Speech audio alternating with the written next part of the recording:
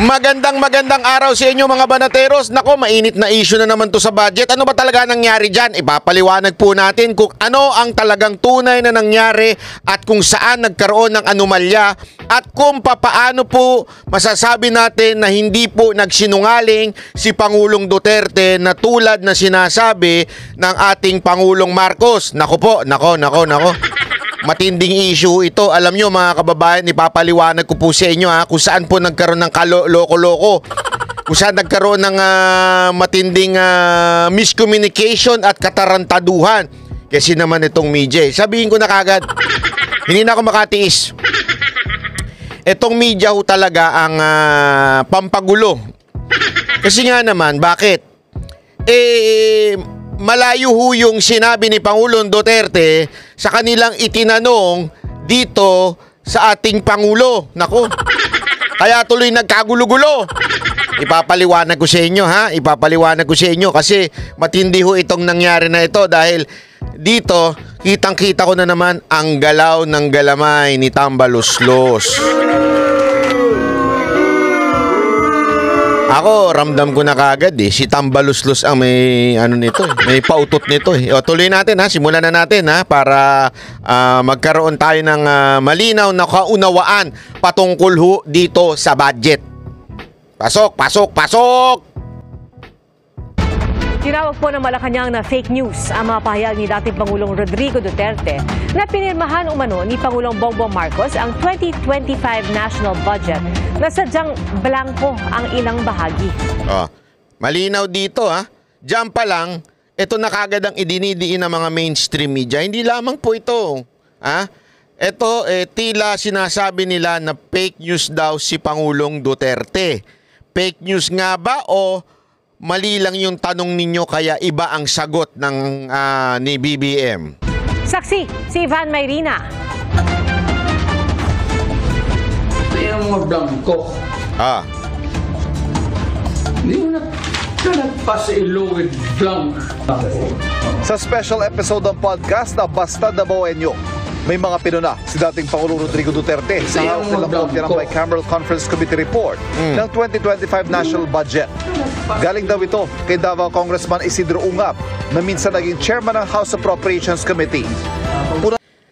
Una sa lahat, nanggaling po ito kay Congressman Ungab na ngayon ay representante dyan sa Davao. At etong si Ungab, hindi lamang po ito simpleng representante. Dati rin po itong naging chairman ng appropriation. So alam niyo po ang takbuhin dyan. Alam niya po kung anong klase at papaano nagkakaroon ng gaguhan dyan sa appropriation. Tuloy natin, Ni Ungab, 13 pahina sa BICAM report ng 2025 budget ang may mga blanco sa halaga ng nakalaang pondo. Gaya raw nitong pondo ng NIA o National Irrigation Administration at PCA o Philippine Coconut Authority. Ayan tingnan mo yung ayan.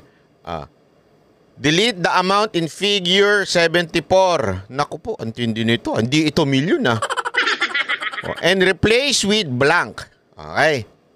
After the acronym PCA, delete the amount in figures. Naku. Ang total, naku. Antindi na mga blanko na ito.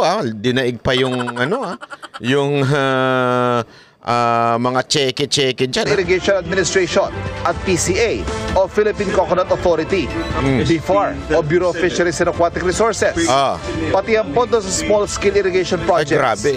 At sa agricultural machines, Nako. equipment and facilities. Nako. Karamihan daw sa mga may blanco nasa pondo ng Department of Agriculture. May blanco rin daw sa unprogrammed appropriation. Naku po. Ang BICAM Unprogrammed appropriation. Bakit blanco yan? Alam naman natin pagka unprogrammed appropriation, wala pang pinaglalaan ng pondo. Pero blanco? Anak ng tutsang kalabaw, blanco. Sa madaling salita, pag blanco, blanco. So pwedeng lagyan, di ba? Alam mo ako, pag pumipirma ako ng cheque, ang talagang unang nilalagay ko dyan, yung amount. Di ba? Kunwari, para kunwari itatransfer ko amount at saka kung si kaninong kung kanino you pay to ganyan, di ba? Importante 'yun kasi at least kung malagay mo na 'yung amount, hindi na mababago 'yan. Di ba? Tapos yung pay to, importante rin yan para yung nagnakaw, hindi na pwedeng na mapunta sa kanya kasi nakasulat na yung pay to. Dito, blanco. Unprogram. Ibig sabihin, wala. Hindi alam kung saan dadalhin. Tapos, blanco pa yung amount. Ay, napakatarantado ng gumawa nito. Report ang resulta ng pagtutugma. Nako! Ayan. Eto, mamaya tingnan nyo. Importante itong apat na to. Etong sa kaliwa, si Romualdez. Etong nasa kanan ni Romualdez, sinibak na si Zaldico. At eto naman sa kanan ni Zaldico, walang iba kundi si Grace po. Alam na natin yan, karakas yan. At si Escudero. Nako.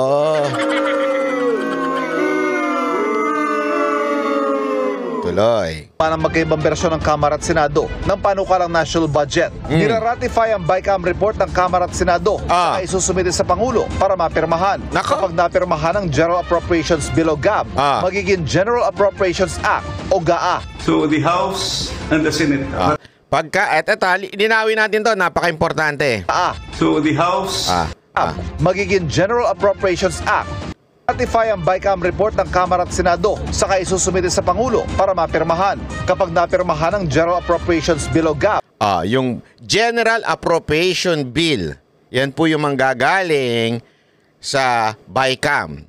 Tapos, pag pinirmahan na, magiging General Appropriations Act o GAA. So the House and the Senate ratified defective BICAM report. Ang linaw po sinabi ni Ungab. Senate and the House, sabihin yung mga congressman natin na ulupong, sila daw po ang nag-ratify. Sila daw po ang pumirma ng blankong budget. Ulitin natin para sa mga tanga. Kasama na ilang media. Ang pinirmahan na blanko ay yung galing sa BICAM. Pinirmahan yan, niratify ng Senado, yung mga pumirma, although wala ito sila Bato. Ito yung mga pumirma, mga senador at mga congressman. Yan yung pinapakitang blanko. Sa madaling salita mga kababayan, ang sinasabing pumirma ay mga mambabatas, hindi ang presidente. Walang sinabi si Ungab at ganun din si Pangulong Duterte na sinabi niyang, Mr. BBM, pinirmahan mo ay blanco. Walang sinabi si Pangulong Duterte ganun. Wala rin sinabi si Ungab. Pero tila na ang pinalalabas ng media sa pamamagitan ng tanong nila na mali. Tinanong nila si Bongbong Marcos. Sabi ni Duterte, pinirmahan mo daw blanco. Mga putang ina nyo palang media kayo Wala naman sinabi si Pangulong Duterte na ang pinirmahan ni Bongbong Marcos ay blanco. Ang sinabi nila, BICAM. Hindi ng presidente. Ito, tanga lang kayo? Bobo kayo o nananadya kayo? Kasi, ano yan? Tangina nyo, nag-aral kayo ng journalism tapos hindi nyo alam ang pinagkaiba ng ginawa ng BICAM at yung ipinirmahan ng Pangulo, magkaiba ho yun. Kasi tandaan ninyo, may proseso yan. Ipapaliwanag ko sa inyo. Okay? Tuloy natin. In other words, apektado yung ating GAA. Para ka nag-issue ng check kanya ng blanco to. Ano yung sabihin? Yan, na pinagugulo ng ilang media Pinagugulo na ilang media So, ibig sabihin, apektado ang GAA. Okay, ipapaliwanag natin. Ituloy lang natin. Mamaya, unya-unya, explain ko sa inyo. Sila na ang maglagay, ang sekretary o ang direktor? Anong kalukuhan ng naisip ninyo niya? That is falsification of law. Perjurian or whatever criminal action. You can all go to jail for that. Sagot dito ni Pangulong Bongbong Marcos. He's lying. He's a president. He knows that you cannot pass a GAA without with a blank. He's lying. And he's lying because he knows perfectly well that that doesn't ever happen. Si Executive Secretary Lucas Kita nyo ha? Pareho sila ng sinasabi ni Marcos. He is lying. Kasi hindi naman ako, sabi niya, hindi naman ako maaaring pumirma ng blanco in Tagalog. Tama naman siya eh. Tama si Bongbong doon. Hindi naman talaga siya pwedeng pumirma ng blanco. Pero hindi naman yun ang sinabi ni Duterte. Hindi rin yun ang sinabi ni Ungab, pumirma ka ng blanco. Walang sinabi si Ungab, walang sinabi si Pangulong Duterte na pinirma ni Bongbong ay blanco. Pero bakit ganun ang tanong ng media? Mr. President, sabi ni Duterte, pumirma daw kayo ng blanco. Naturalmente, ang sasagot ni Bongbong, he is lying. Hindi ako pwedeng pumirma ng blanco. Nagigets nyo? Mali kasi yung tanong, kaya mali ang sagot. Abay, gago pala talaga itong media eh. Tapos ngayon, ito pinalalabas. The peddling of such fake news is outrightly malicious and should be condemned as criminal. Alam nyo ba na ang gumawa ng fake news ay criminal? Nasa batas natin yan. Tingnan ninyo, ha? Lalabas na naman dito ay fake news si Pangulong Duterte. Nagpapakalat si Pangulong Duterte ng fake news. Yan ang lahat na lumalabas sa mainstream media ngayon. Pero sandali, linawin natin. Wala naman sinabi si Pangulong Duterte, Hoy! Bongbong! Hoy, Bonet! Bakit mo pinirma na blanco? Walang sinabi si Pangulong Duterte ganun. Gago ba kayo? Media tinutukuyan ko dito hindi ko si Bersamin. Kaya lang, bakit ganun kasi ang packaging ng media? Na tila sinabi ni Pangulong Duterte na si Marcos ang pumirma ng blank. Wala akong sinabi ang Pangulong Duterte na pinirmahan ni Pangulong Marcos na blanco ang GAA. Walang sinabi.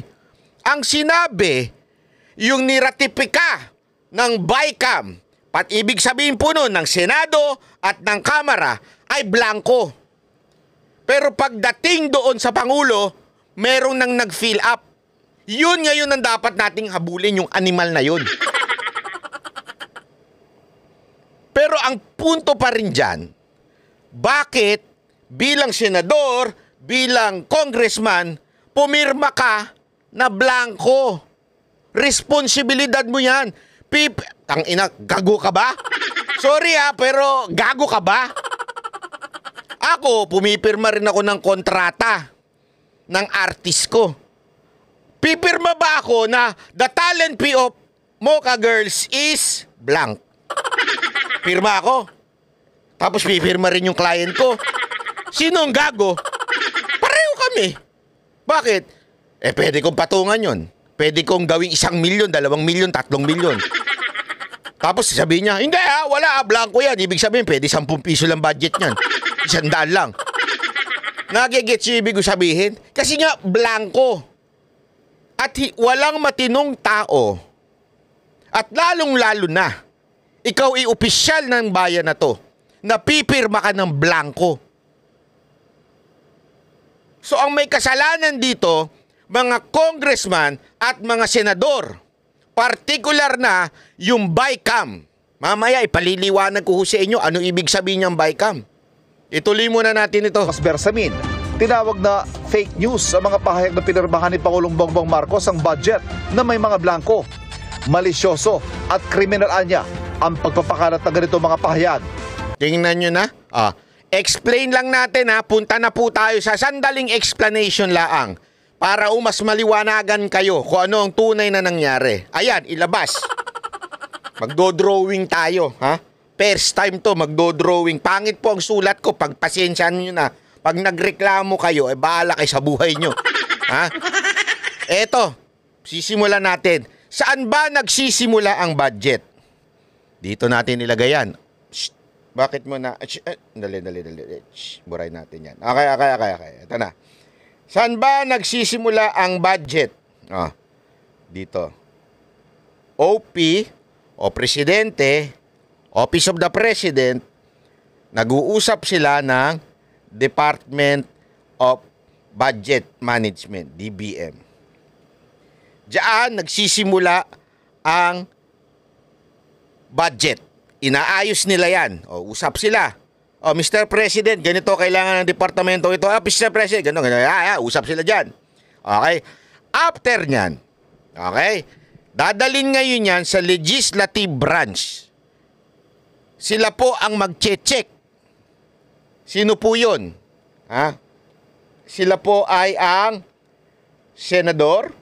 Pupunta yan dyan. Yan natin. Pupunta yan sa Senate at House. Ibig sabihin, House of Representatives.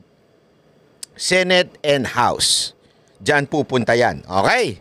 Ngayon, pag pinag-uusapan nila, yan yung pinag-aaksayan ng sobrang tagal. Anong responsibility nila? Busisiin ang bawat departamento kung, nagamit nyo ba? Saan nyo ba ginamit? Ganito. Bawal pong magdagdag itong mga senador at mga house, itong mga congressman natin. Bawal po silang magdagdag, pakialaman ng budget. The only thing they can do, sasabihin nila, ganito yan. Hindi pwede ito kasi ganyan, ito yan. Dahil mali ang paggamit nyo, hindi maganda yung paggamit nyo, ganito.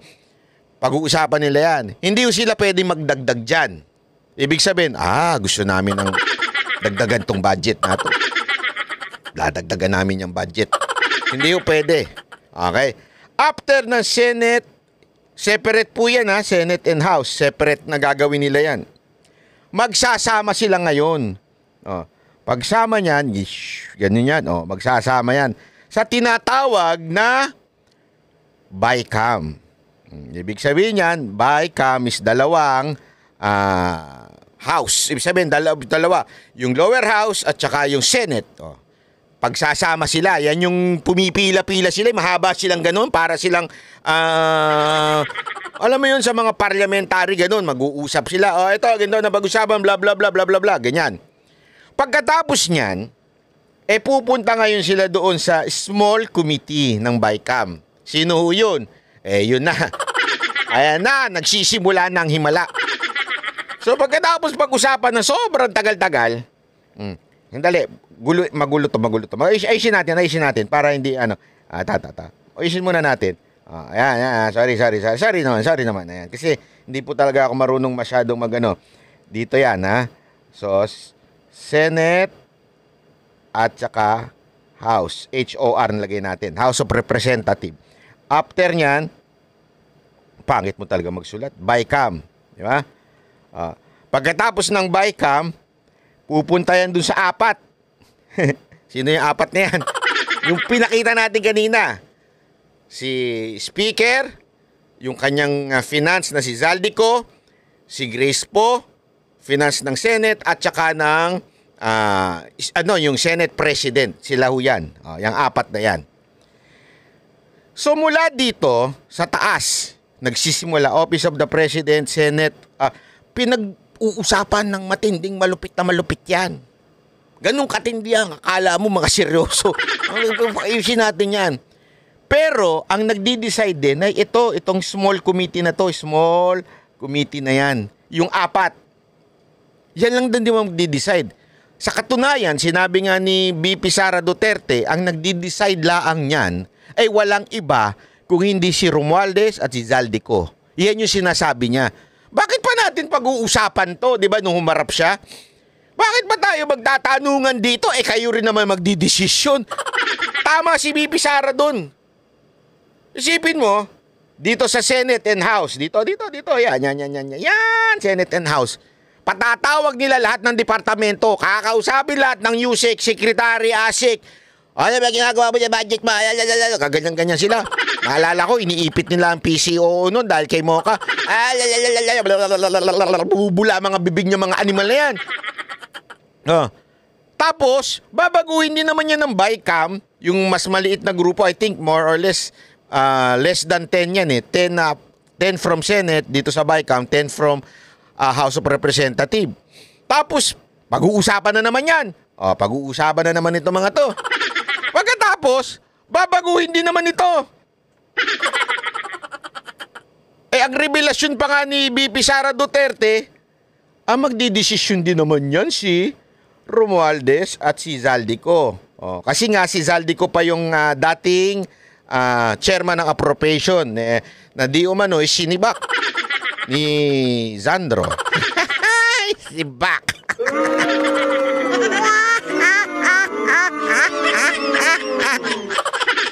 Okay? So sila naman din daw magdi-decide. Sige, pero sige, para naman hindi na natin sila lalagay dyan. Nandito na sila sa baba. Okay? Pagkatapos niyan, ano nangyayari? Okay? Dito, pupunta yan sa magpiprint. Saan yan? Nasa HOR yan. Nasa House of Representatives yan. Nandyan yan.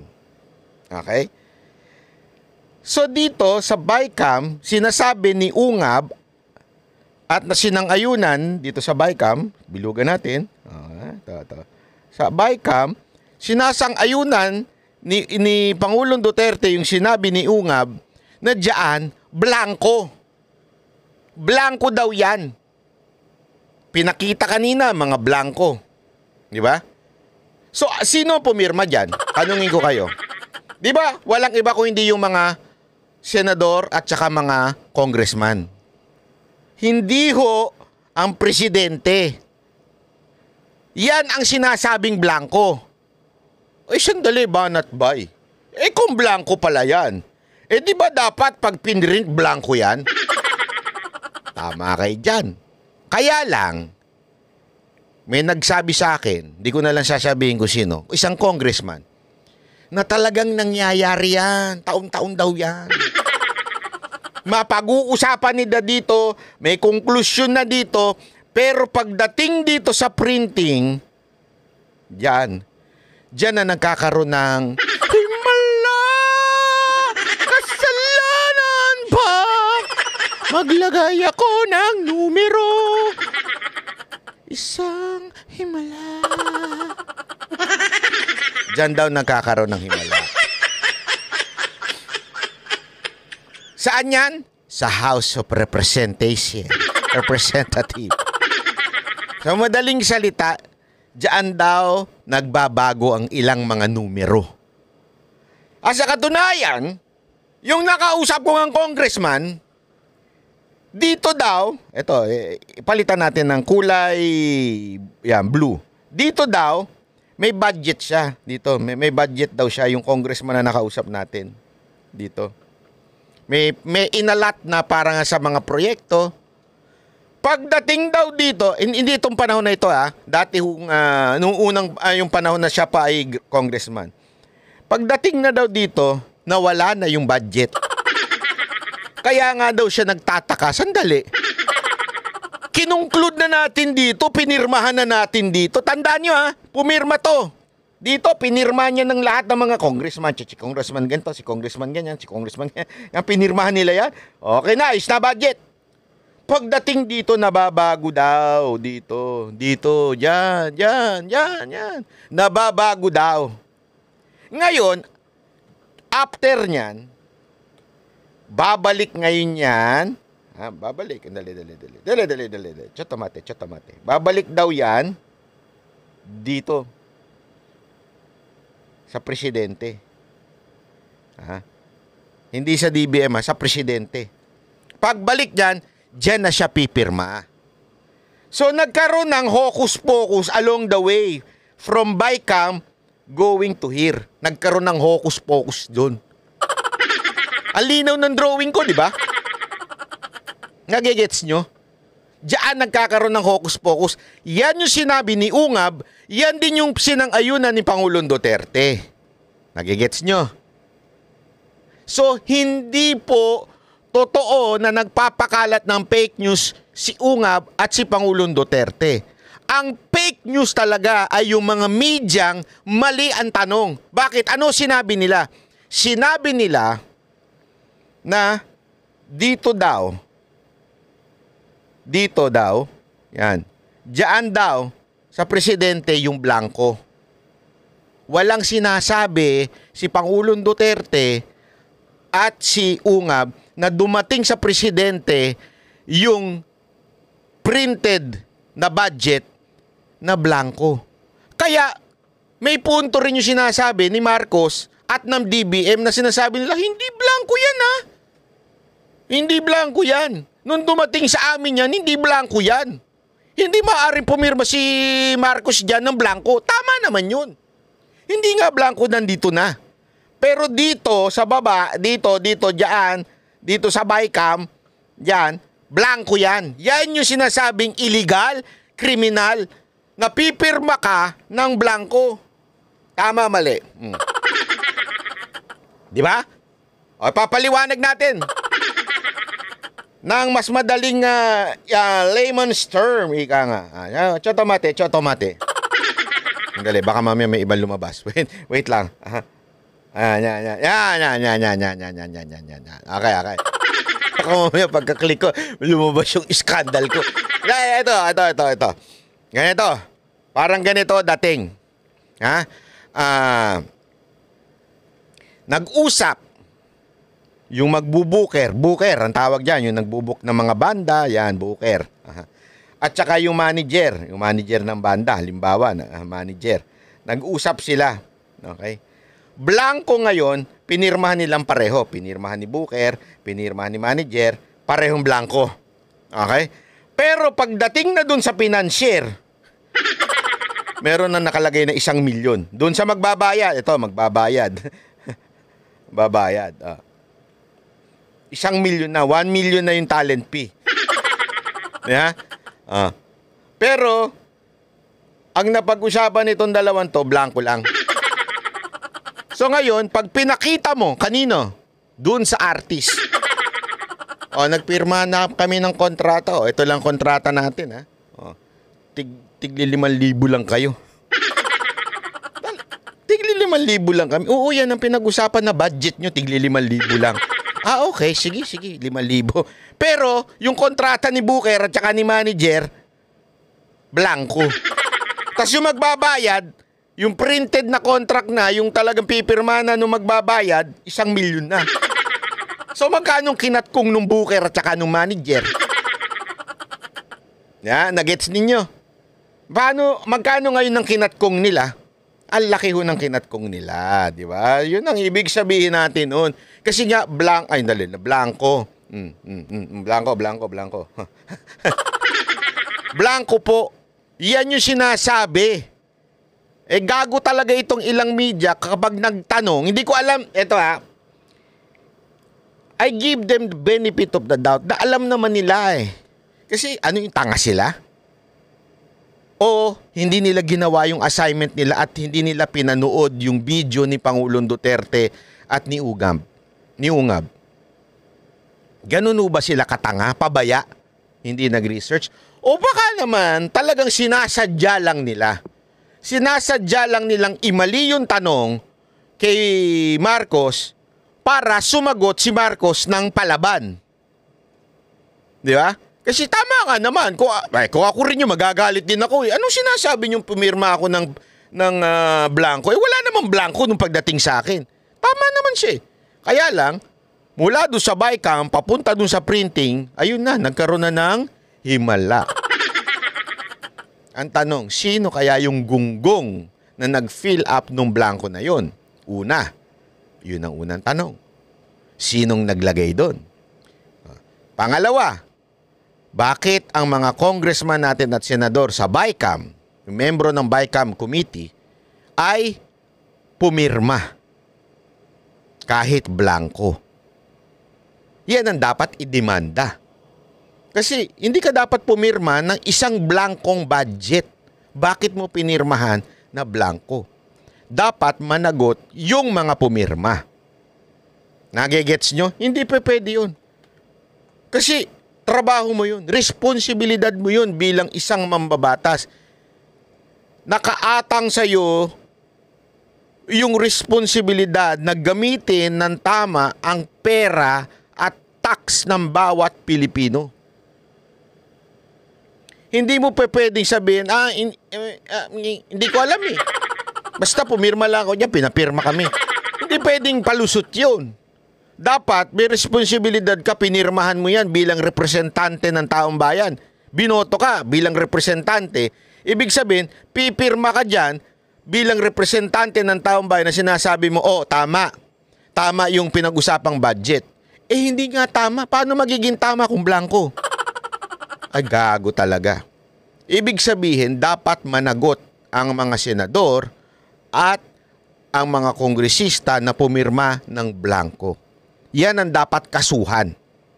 Pangalawa, kung blanco yan, sinong gago ang nag-fill up noon bago during or before ma-print yung mismong act na, yung batas na. Kasi batas ang tawag dyan eh. Kaya nga sa Kamara dinidiscuss yan. General Appropriation Act. Pirmado na yan. Pinrint na yan. Ibig sabihin, before the printing, may nag-edit. AI kaya yun? Ang tanong, pangatlong tanong. Ito pa matinding pangatlong tanong. Pangatlong tanong. Meron kayang kinalaman yung pagkasibak di umano ni Zaldico o yung pag-declare ng vacant ni Sandro Marcos sa Komite ng Appropriation? Meron kayang kinalaman yun kung bakit nawala siya?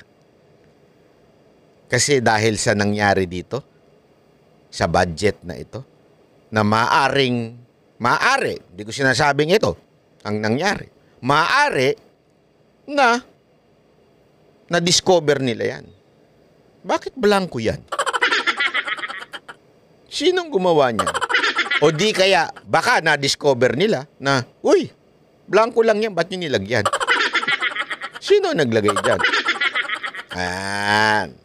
Actually, maraming kwento dyan.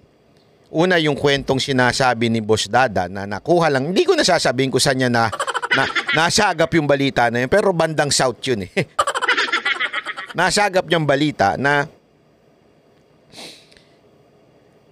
nagalit daw ang Malacanang sa Kamara. Particular na kay Speaker at kay Zaldico ang Malacanang. Kaya sinibak si Zaldico. Ngayon, ang siste ayaw daw pumayag ni Speaker. Yun ang kwento. Di umano. Alleged lang. Ano po ito? Kwento-kwento lang. Galing sa South. Di natin papangalanan kung kanino galing. Pero kinuwento ni Boss Dada. Tapos, galit na galit daw si Speaker. Pero walang nagawa. Bakit? Sino ba nag-declare na vacant ang seat? Ibig sabihin, di ba? Naalala nyo, didiscuss natin. When you say vacant ang seat, is parang finire mo na yung tao. Sino ba nag-declare niyan?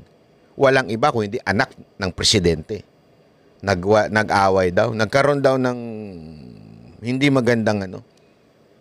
Dahil nga, dito sa budget na ito.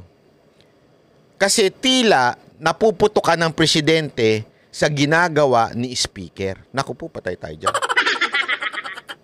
Ngayon, may balita pa. Abangan natin, di natin alam. May tinopak daw. Di natin alam kung sino yun. Sabi, palitan na yung speaker na yan. Ang ipalit si Sandro. Meron daw na ganun. Pero may mga tumutol kasi parang sabi, bata pa yan, hindi pa pwede maging speaker. Hindi, gusto ko yan. Ganun na, kwento-kwentuhan lang naman. Unang teorya yan. Pangalawang teorya, nagkaroon daw ng lamangan. Yan na. Unggoy-ungguyan pagdating sa budget. Parang may nangako, eto sa'yo, ito ang magiging proyekto mo. Ganito, ano mo, ganito. Baka, hindi natin masabi kasi may revelasyon si, di ba, si Magalong na may 777 at may 30-30-30. May revelasyon siyang ganon. baka nangako na pag kayo nag-host ng pupuntahan ni speaker, meron kayong 30. Yan yung akusasyon ni Magalong, ha. O yung narinig niyang kwento. Actually, may nagsabi nga sa akin na matagal nang ginagawa nila yan tong panahon na ito, itong Congress na ito. Ginagawa na. Hindi daw lang ito ngayon, pati last year ginagawa na din yan. Sabi ko nga naman, oo. Hindi kaya, yan ang teorya ng iba eh. Nangako ang leadership, tapos hindi itinupad, o merong kumatkong sa gitna. Kasi, alam mo, uso yan eh. Uso yan. Naalala ko nung yung banda. Na ito, noong unang panahon, ewan ko kung ngayon nangyayari pa yan, ha. Kasi sa akin, wala namang kumakatkong na ganyan eh. Naalala ko nung unang panahon yan eh. Kunwari yung mag-audition yung banda. Di ba? Mag-audition yung banda.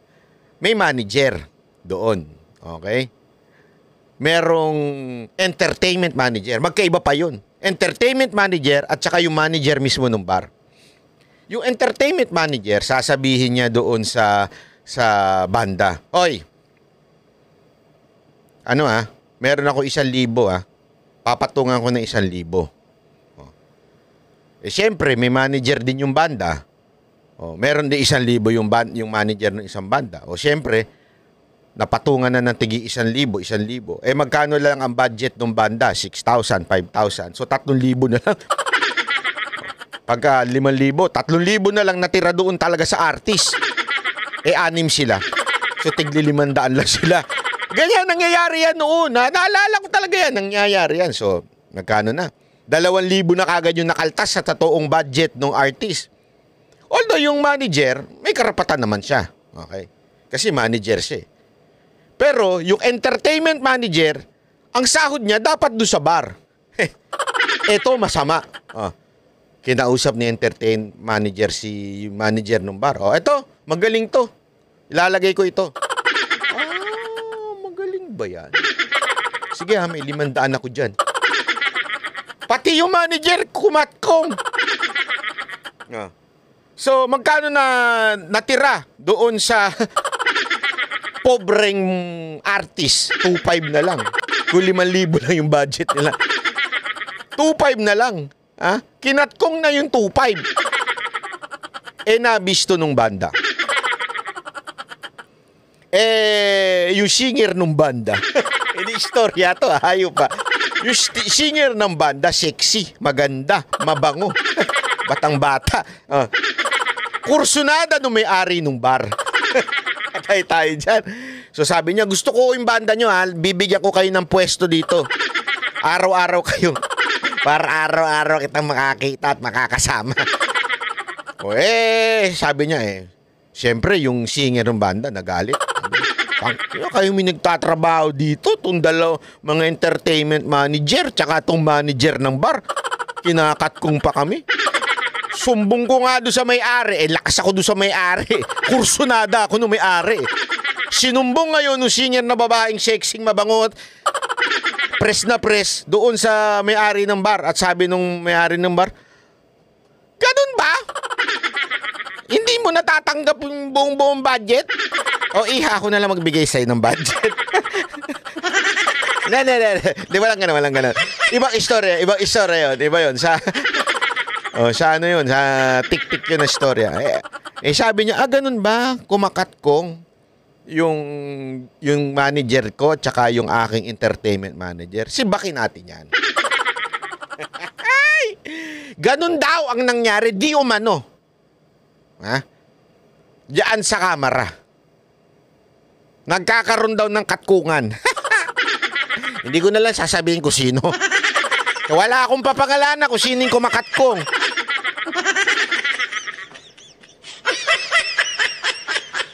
Sa madaling salita, meron nagmi-middleman.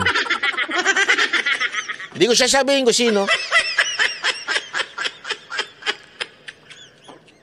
Alam nyo mga kababayan, sabi nga nila, God has a way of making things na talagang ma-expose.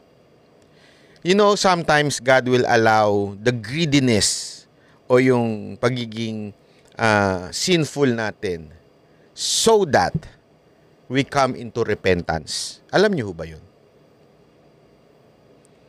Nasa ano yan? Nangyari yan sa Old Testament, dun sa Pharaoh, di ba? Yung tumigas ng tumigas ang puso niya, yumabang ng yumabang siya, yung ayaw niyang pakawalan ang Israel na pinaglalaban ni Moises. Ganun din po, nangyari din po, yan. Merong instruction ho sa Acts, sa New Testament, na pag merong kang kapatid, sa pananampalataya, i-correct mo. Pag ayaw niya magpa-correct, dalhin mo sa mas mataas sa loob ng iglesia para kausapin. Ipakorek mo. Kung ayaw niya pa rin mag-repent, alam mo sabi ng Biblia? Ibigay mo kay Satanas. Ang tindi nun, mga kababayan. Bakit? Hindi dahil sa hindi mahal ng Panginoon yung tao. Anong ibig sabihin nun? Dahil, kanyo, para yung tao tumodo dun sa kasalanan niya, at pag tumodo siya dun sa kasalanan niya, babagsak at babagsak siya. He will suffer. You know why? Kasi hindi naman intensyon ng demonyo o ni Satanas na pagandahin ang buhay ng tao. 'Di ba? Sabi nga, 'di ba, the thief comes to kill, steal, and destroy you. So pag ikaw, dahil antigas ng ulo mo, ayaw mo magpadisiplina, ayaw mong baguhin yung sarili mo, hahayaan ng Panginoon na tumigas ng tumigas ang puso mo, hahayaan ng Panginoon na malulung ka dun sa kasalanan mo kasi magkakaroon ka ng talagang matinding pagbagsak sa buhay. And that, sabi ng Diyos sa New Testament, will lead into repentance. Para magsisi siya pag na-realize niya na pabagsak na siya ng pabagsak. That is God's way para mag-repent ang isang tao. Meron pong ganoon ang paraan ang Panginoon. Minsan nagtataka ho tayo. Hindi ho ito being religious or whatsoever. Nagtataka tayo, Lord, bakit ang bayan namin pabagsak ng pabagsak ng pabagsak? Wala ba kayong pakialam sa amin? Hahayaan nyo na lang po ba kami na nakawin ng mga politiko ang pera ng bayan namin? Hindi ho natutulog ang Diyos. He is giving a chance dito sa mga politician na magbago. Pag ayaw nilang magbago, magiging greedy sila. Sila mag-aaway. Sila maglolokohan. And that will reveal sa taong bayan. Ganyan ngayon ang nangyayari. Mantakin mo, etong kalokohan na nangyayari, lumabas ngayon na wala palang kwenta ang lahat ng budget deliberation na ginagawa ng Senado at budget deliberation na ginagawa ng Kamara. Bakit? Pagdating naman pala sa BICAM, blanco rin pala. Di ba gago lang? Mantakin mo, nag-aksaya ng panahon ang ating bansa.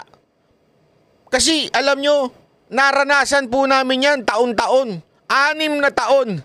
Naranasan po ng opisina ni Moca na iniipit siya ng mga departamento. Pinapasibak siya kay Secretary Martin at kay Pangulong Duterte. Tanggalin nyo na si Moca or hindi namin i-approve yung budget ng PCOO. Ganyan sila mga ka-animal, yung mga congressman na yan. Pinangungunahan itong mga makakaliwang grupo. Sila ho ang gumanyan kay Moca nun. Paulit-ulit nilang ginanyan. Gago yan. Sa madaling salita, naranasan po namin yan. Antinding deliberasyon ng budget. Mantakin mo, napupuyat, inaabot hanggang umaga, ginagastos ang pera ng taong bayan, nagde-deliberate. De-deliberate sa Senate, deliberate sa House. Pagdating sa BICAM, babaguhin din.